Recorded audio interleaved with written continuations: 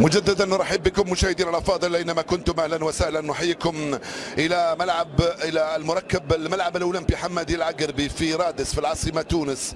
مجريات مباراه النيجر مع الجزائر في الجوله الرابعه من تصفيه كاس افريقيا 2023 المقرره بدايه 24 في كوت ديفوار في شهر يناير المقبل. المنتخب الجزائري اليوم ب7 لاعبين جدد مقارنه بالتشكيله التي لعب بها في ملعب نيلسون مانديلا في الجزائر قبل 3 أيام من اليوم، وفاز بها بصعوبة بهدفين مقابل هدف واحد أمام منتخب النيجر الذي يلعب بتغييرين أو ثلاث تغييرات مقارنة بالتشكيلة الأولى التي لعبت المباراة الأولى. طبعا نبدأ بالضيوف النيجر، لأن الجزائريين يلعبون على أرض بلباس والأخضر على يمين الشاشة. كورتو يحاول المر، ما زال عنده الكرة الآن والتوزيع عرضية، عرض الكرة البعيدة تماما، بعيدة كثير على الرياض. خطيرة من دول لرياض، من رياض لبغداد، ومن بغداد من هنالك في شباك مرمى الحارس مامادو طنجة. 1-0 لصالح المنتخب الجزائري، 1-0. هاي اللعبة وهاي الكرة من رياض بسرعة فائقة،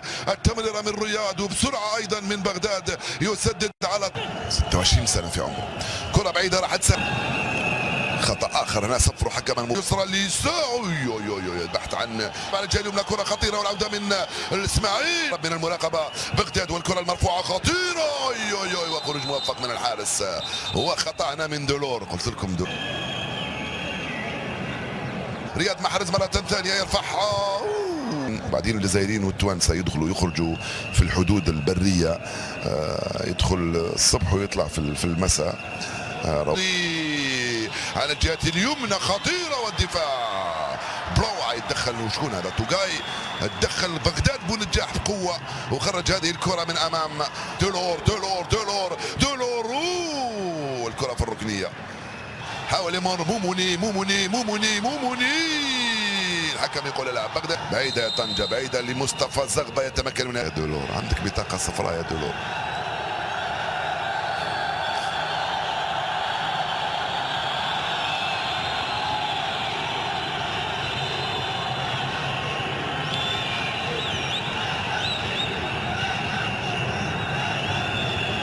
مدافع جيتون والتغطية دفاعية وخاسر.